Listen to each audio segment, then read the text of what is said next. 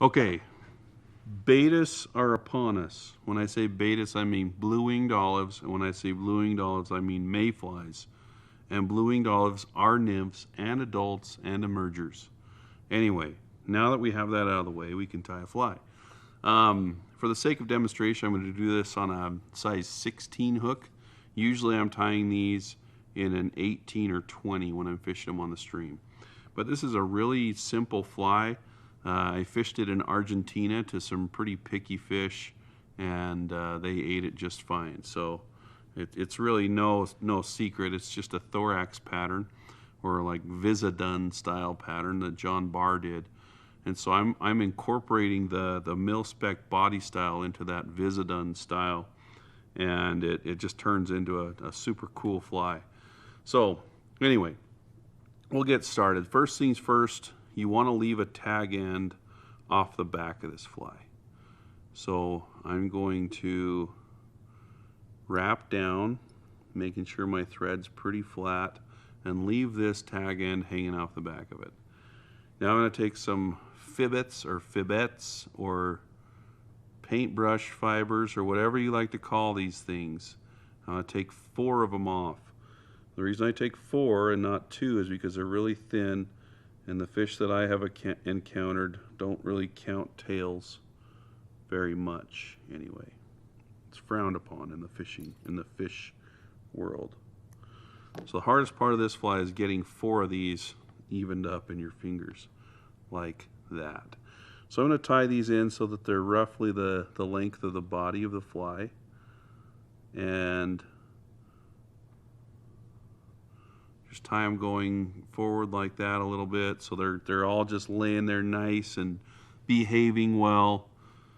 So we're going to take our fingernail now and come up underneath these and just kind of mash them out, take them out of their comfort zone a little bit. So at this point, you should be able to grab 2 and pull them toward you, and 2 and push them away from you. And you can figure 8 in between those, or you can glue it like this. The best way I've found to keep them split is to take this tag end now and pull it between those tails. Now, as you can see, as I pull it, you can see it really wants to push those tails apart. So you can see it's a great method. You don't have to add any glue to your fly. And now I'll just add a few wraps of thread over that.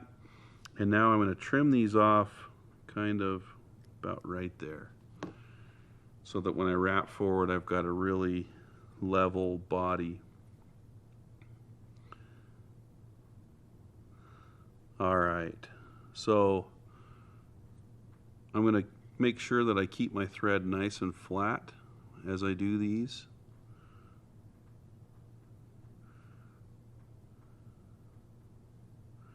And build just the slightest taper up to the head, or up to here. So here we've got a pretty decent looking fly. Looks like I left a little bit where I tied those tails in. That's fine with me. So what I'm going to do now is I'll take my thread one last time and go back over the body and let it just sit on the very back.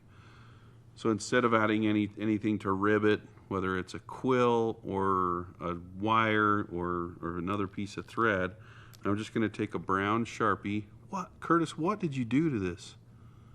Look at that. Chewed on it.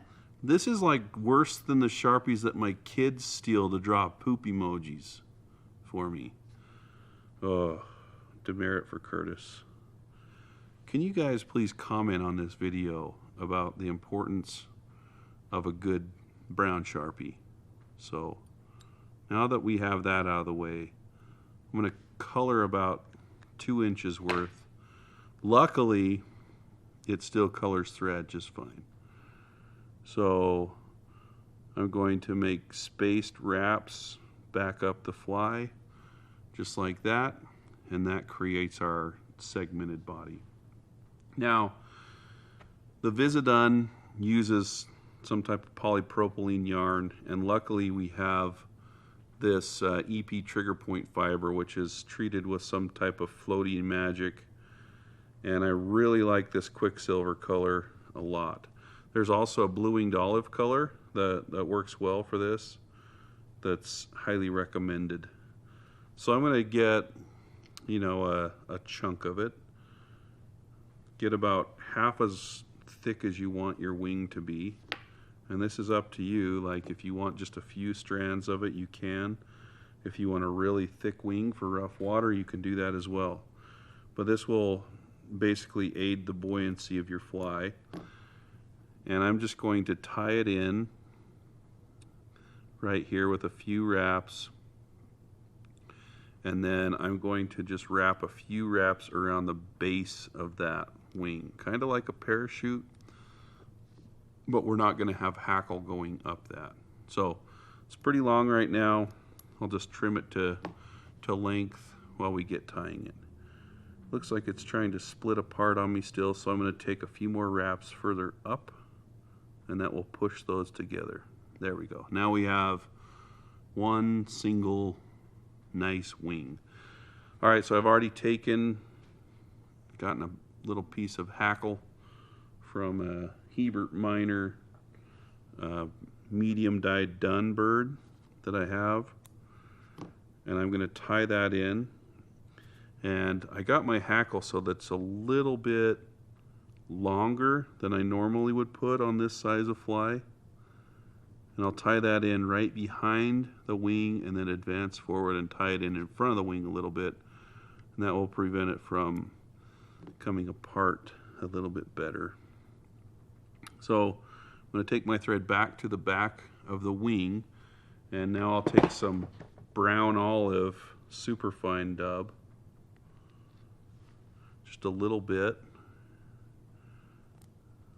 and I'll dub from where my thread is all the way to the eye of the hook.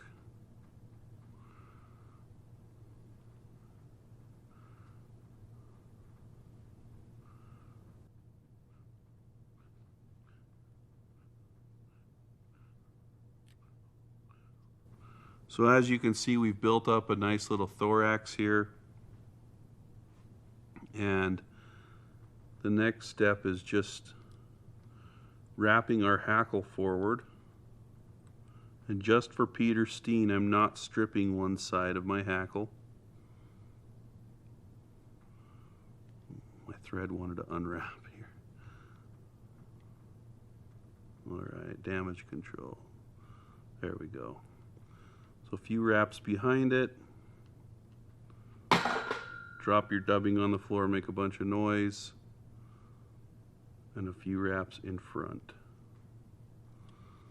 So one thing also that I'm doing here is I tied off my hackle, and with a down-eyed hook, if you just let your thread swing back and forth and it goes over the front of the eye, it will unravel and your hackle will come undone. So I just like to take it and hold my thread back like this so it keeps it away from that eye while I trim it off.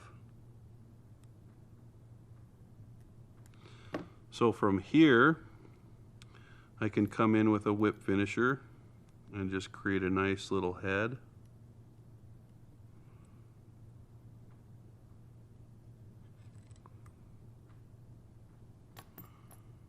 Just like that. Come in here and doctor my tails. So from here, I like to come up under the fly and trim it flush.